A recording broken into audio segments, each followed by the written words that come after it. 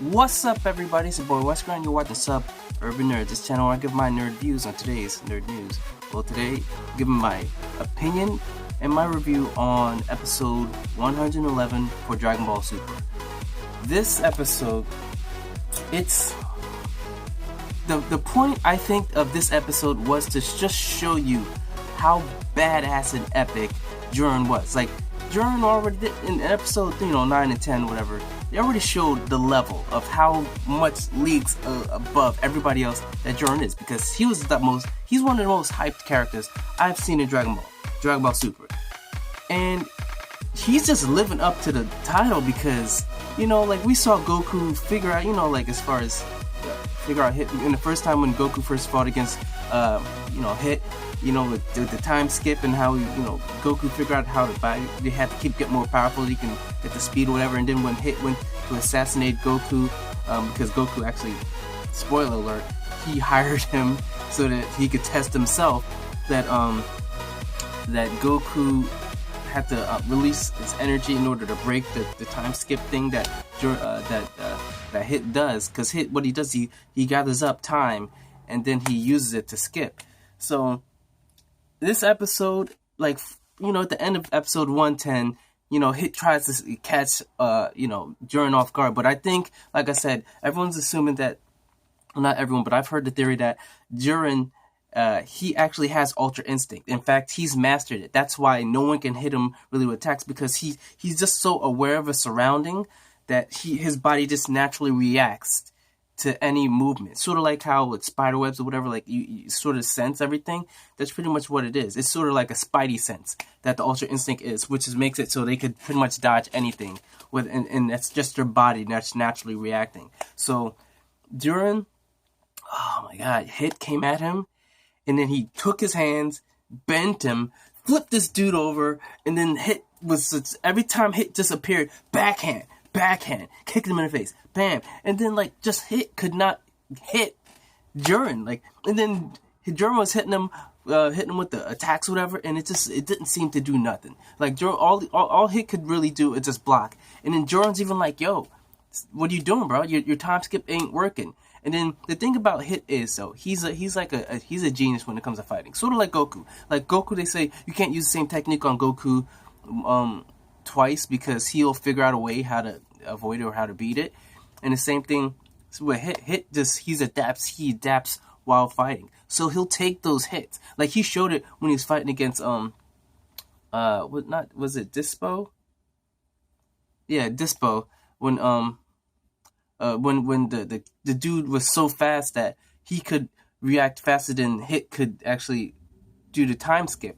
But Hit eventually adapted and learned. He took the hits just so he can feel it out, understand. And that's what Hit tried to do here, but just Jiren's on another level. In fact, even the gods, when Hit tried, he did this technique where after a while, he did one of those assassination punches so that Jiren blocked it. But then right when he blocked it, Hit came up behind him and hit him right in the chest. You see this little imprint right in his heart. Pretty much the same move they used to assassinate Goku, and it sent Jiren flying.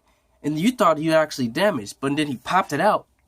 But then he was froze because Hit did this move called the time cage. So instead of freezing time around, he focused all of his power on just freezing that one person in one place, and just gathering up the time and just using it on him. But Jiren just showed that he just wasn't gonna stand for it. He just was walking, and then everyone's like, "How is he doing this?" And then everyone's like, the gods were like, "His power has transcended time." How the hell does power transcend time? Not even Black Goku, when he fused Zamasu, whatever his name was, even when he was on another level, God in the expanded universe, I don't even know if he was on that level of time. And you got one mortal character, Jiren, able to break through time. What the hell? And then, throughout the rest of it, but except the one thing people were talking about, which I assumed already, was that, Goku when Frieza had his hand over here, I already knew he was gonna give him energy, just like when Goku gave energy to Frieza to sparing his life. He gave energy to Frieza when he was like chopped in half or whatever, you know. So like I already figured out when he said, you know, this, and then he had that sinister. Frieza had the sinister look because it makes sense. Frieza's like, yo, this dude's on another level. You're the only one that could come close to it. I'm not gonna fight that dude. I'll give you energy so you can keep fighting the dude because that's what you like to do. And then he also mentioned like, yo, and that even the gods, that thing that you did, they're kind of amazed. And what they called it was Ultra Instinct. See ya.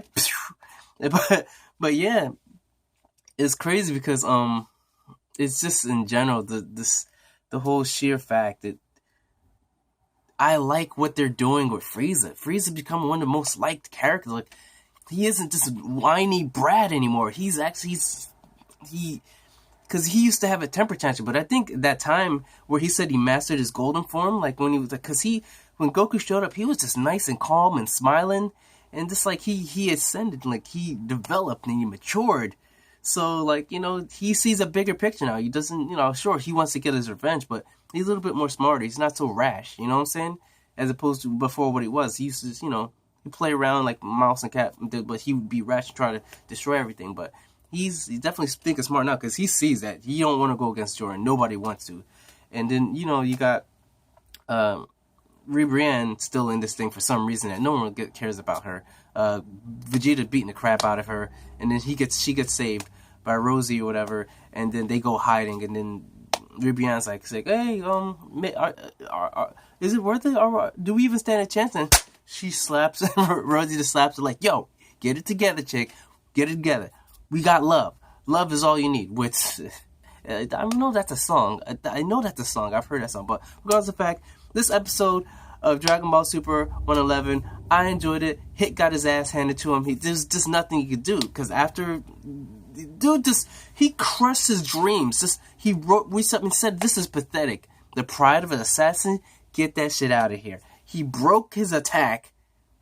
But it's like you actually saw also a hit that he you know, he was being noble. He was like, I'll hold him here. You take care of everybody else. And then when he saw that it wasn't working, he tried to hit him with attack. And then Jiren's, he's just that dude. He's like, nope, punch. And then he did that thing that he did in the other one against Kale, where he just turns around, explosion, looking all badass, and like, you know, Hit was out, and everyone was surprised. Hit's out of the tournament. Universe 6 ain't got that much life. Like, what are they gonna do now that Hit's gone? They're ace in the thing, and then they've got those Nameks that are turned out they're nothing because they tried to attack Goku when he was like weak or whatever, and then Gohan and Piccolo showed up and they were like another Namek, and they started fighting. So we'll see where that goes in the next episodes. But as far as this episode, nothing much other than to showcase how much I love, because you know, like when you first met Hit against Goku, they all know that, oh man, this dude's so strong, so epic. So then everyone was waiting for this fight with Hit versus Jiren, and Hit just got his ass handed. There was no way, at no point in this fight was it ever in Hit's favor, other than when he had him freeze. But even when he freeze, he was still moving. So it's like, briefly, he never got a hit. Never got a hit other than that one punch on him, which it seemed like it would have did something, but it doesn't even look like it's gonna do any damage further on throughout the next episodes. So she did nothing. This dude Jiren's just on another level. So hey, looking forward to seeing him, but right now he's in meditation because nobody else is worth his time.